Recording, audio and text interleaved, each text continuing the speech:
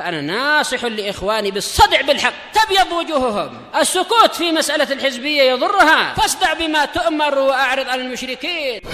سلامي على دماج ورجالها والشيخ يحيى ودار العلم يا سعد بانيها. Bismillahirrahmanirrahim.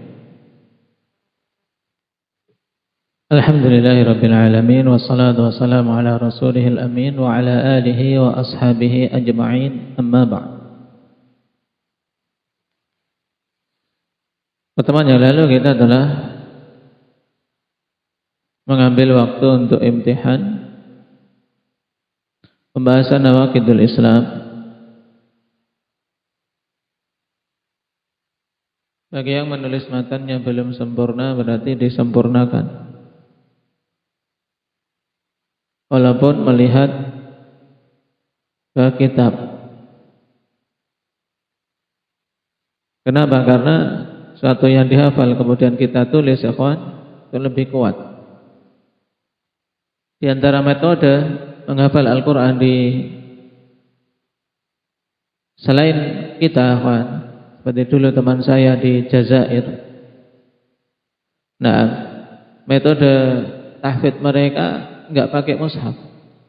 Jadi setiap talib bawa kayak papan gini, yang mau dihafal dia tulis. Jadi ngapal dari lauhah, ngapal dari yang dia tulis. Nah, sehingga menggabungkan antara menulis dengan menghafal. Dan itu memang terkesan lebih sulit dan akan lebih lama, tapi hasilnya juga lebih bagus biidznillah tabaraka wa taala. Karena berarti dengan selesai menghafal Al-Quran dia juga selesai menulis mushaf.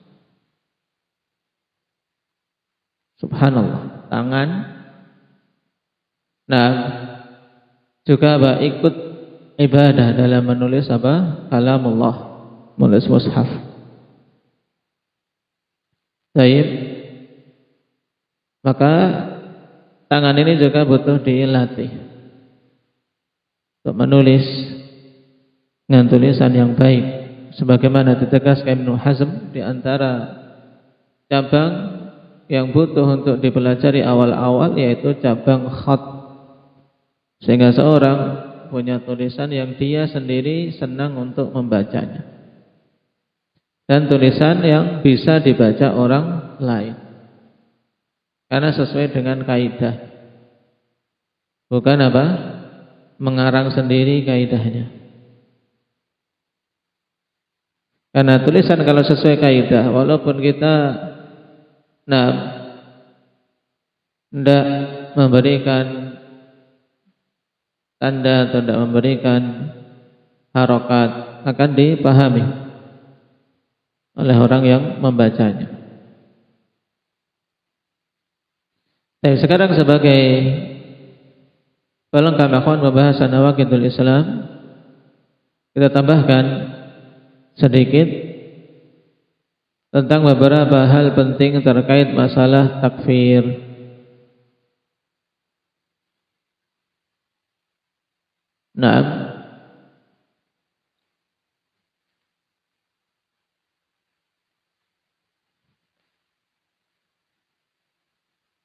Karena perkara takfir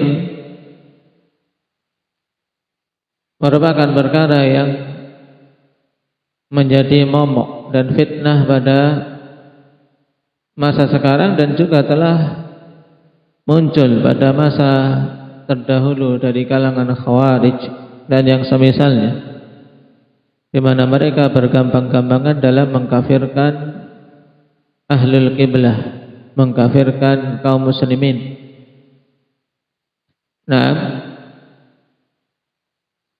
Dan yang dimaksud dengan takfir, wazanaba dari kaffara yukaffiru takfiran.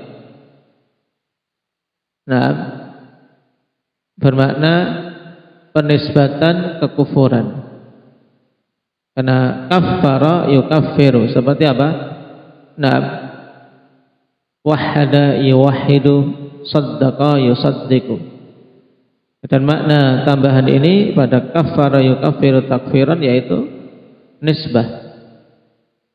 Berarti makna takfir yaitu penisbatan kekufuran kepada seseorang.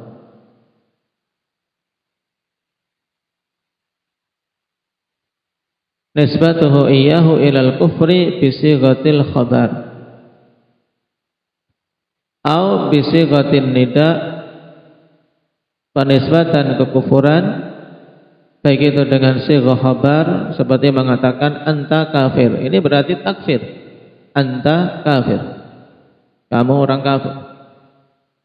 Nah, atau dengan sighah nida dengan memanggil ya kafir.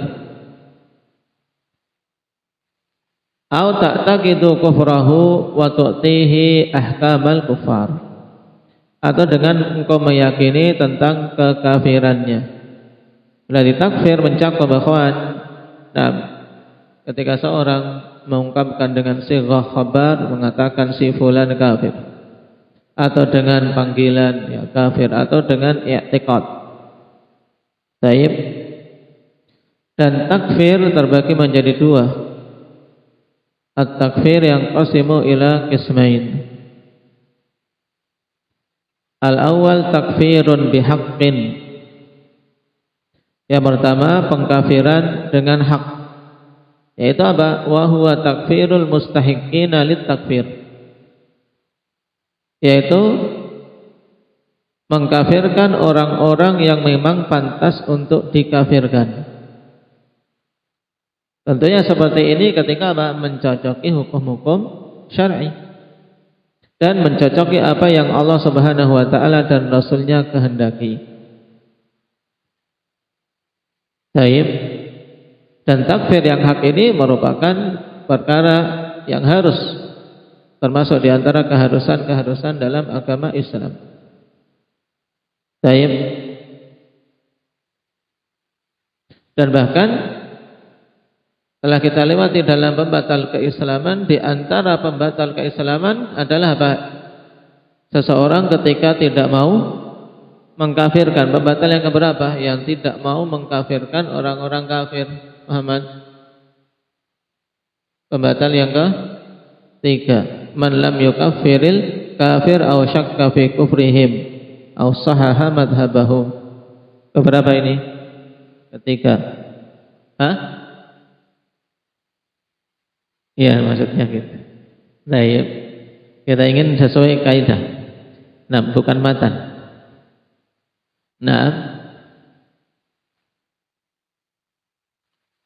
kemudian yang kedua takfirun bi ghairi haq. Pengkafiran yang tidak hak. Yaitu takfirul muslimin alladzina la yastahiqquna at-takfir. Takfir tanpa hak yaitu pengkafiran kaum muslimin yang tidak pantas untuk dikafirkan.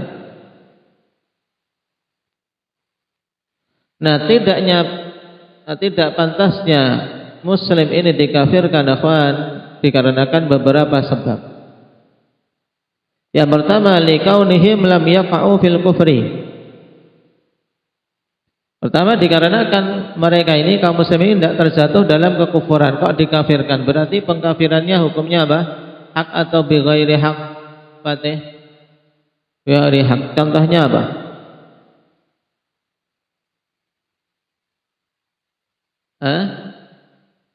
Yaitu pengkafiran orang-orang Khawarij terhadap pelaku dosa besar.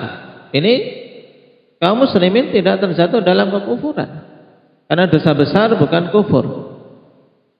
Dan prinsip orang-orang Khawarij yaitu apa? Mengkafirkan pelaku dosa besar secara keseluruhan. Kemudian sebab yang kedua, li'annahu atau likaunihim lam tatawaffar fihim syurutut takfir wa lam tantafi anhumul mawani'. Dikarenakan ya tidak terpenuhi pada mereka-mereka yang dikafirkan tersebut syarat-syarat pengkafiran dan tidak hilang dari mereka penghalang-penghalang pengkafiran. Jadi ini dua sebab utama kawan, takfir itu tidak hak. Yang pertama, dikarenakan mereka memang tidak terjatuh dalam kekafiran. Yang kedua, mereka terjatuh dalam kekafiran tapi apa? Tidak terpenuhi syarat takfir dan tidak terbebas dari mawani' takfir. Nah, karena untuk haknya suatu takfir harus terpenuhi syarat-syarat dan terbebas dari penghalang-penghalang. Nah, dan jenis ini akhwan, takfir bi ghairi haq, ini sesuatu yang haram dengan keharaman yang besar. Kenapa? Karena itu termasuk qaul 'ala Allah bila ilmin, sehingga keharaman dan celaannya sangat besar di dalam Islam. Kenapa? Karena masuk dalam qaul 'ala Allah bila ilmin, berbicara atas nama Allah tanpa ilmu. Nah, dan juga apa? Penisbatan ke dalam agama Islam sesuatu yang bukan darinya. Dan ini termasuk dari tanda-tanda ahlul bid'ah. Nah, dan merupakan ciri khas orang-orang Khawarij dan yang semisalnya.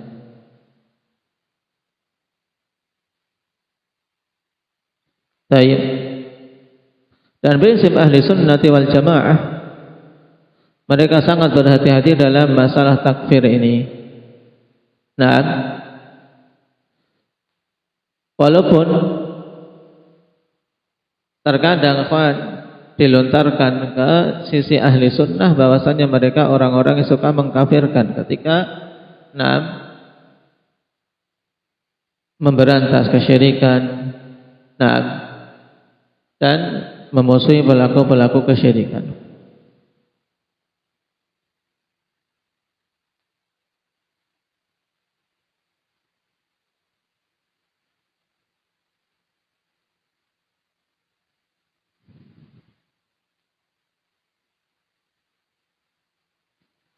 Dan di antara kalimat bagus yang menunjukkan prinsip ahli sunnati wal jamaah apa yang dikatakan oleh Syekhul Islam Ibnu Taimiyah rahimahullahu taala dalam Majmu' Fatawa beliau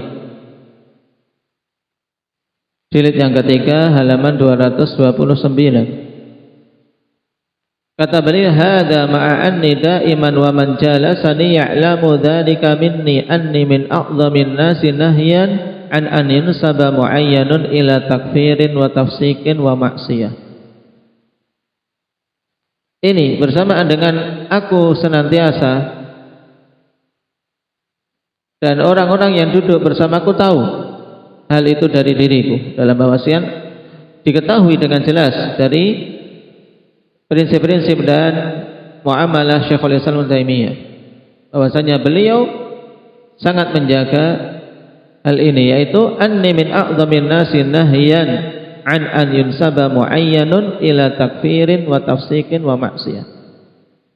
Bahwasanya aku ini termasuk di antara orang yang paling kuat dalam melarang untuk dinisbahkan kepada individu pengkafiran atau pemfasikan atau maksiat kepada individunya. Illa idza ulima annahu qad qamat alaihi al-hujjatur risaliyah allati man khalafaha kana kafiran taratan wa fasikan ukhra wa asiyan ukhra. Kecuali apabila diketahui bahwasanya memang telah tegak atasnya hujjah risaliyah, hujjah risalah, hujjah syariat kita, yang siapa saja menyelisihinya maka dia kafir terkadang, atau hukumnya fasik, atau hukumnya dihukumi sebagai ahli maksiat sesuai dengan kadar dosa yang dilakukan. Wa inni uqarriru anna Allah qad ghafara li hadhihi al-ummah khata'aha wa dzalika ya'ummul khata'a fil masailil khabariyah al-qauliyah wal masailil amaliyah. Dan sesungguhnya aku mengulang-ulang dalam penjelasan beliau bahwasanya Allah Subhanahu wa taala telah mengampuni kesalahan-kesalahan umat ini. Nah, dan kesalahan tersebut yaitu khata' adalah apa? Suatu kesalahan tanpa apa? Tanpa sengaja. Nah, dan kesalahan ini mencakup pada permasalahan-permasalahan khabariyah terkait akidah ataupun qauliyah ataupun permasalahan-permasalahan amaliyah. Baik.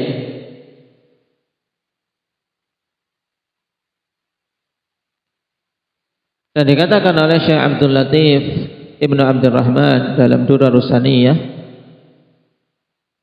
wa tajasur ala takfiri man zahiruhul Islam min ghairi mustanadin syar'iyyin wala burhanin maradiyyin yukhalifu ma alaihi a'immatul ilmi min ahli sunnati wal jamaah,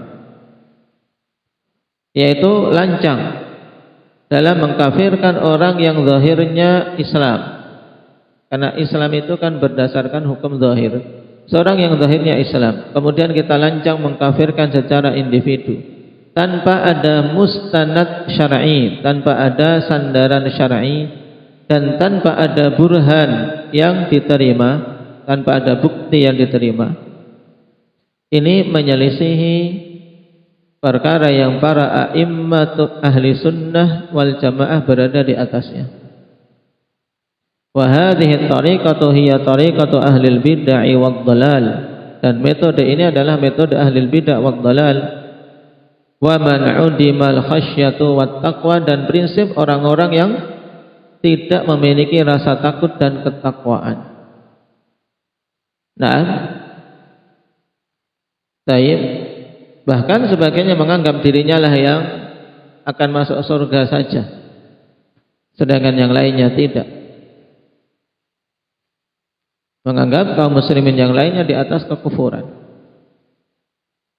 Ini kan metode ahli bidah, dan orang yang tidak memiliki rasa takut kepada Allah dan takwa, karena menghukumi orang ikhwan perkara yang tidak ringan.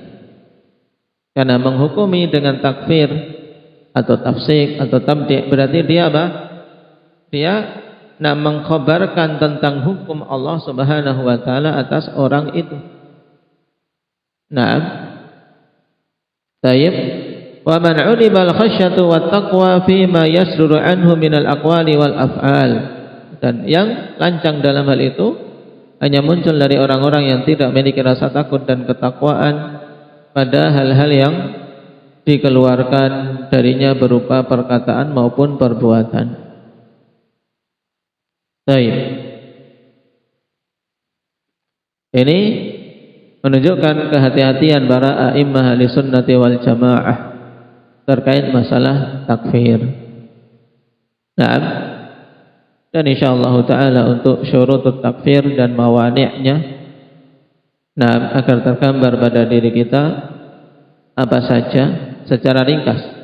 Adapun pembahasan secara mendalam ikhwan insyaallah ya pada kitab-kitab yang lebih luas, tapi agar kita punya gambaran tentang apa itu syarat-syarat takfir dan penghalangnya. Naktahi bihadza walhamdulillahi rabbil alamin.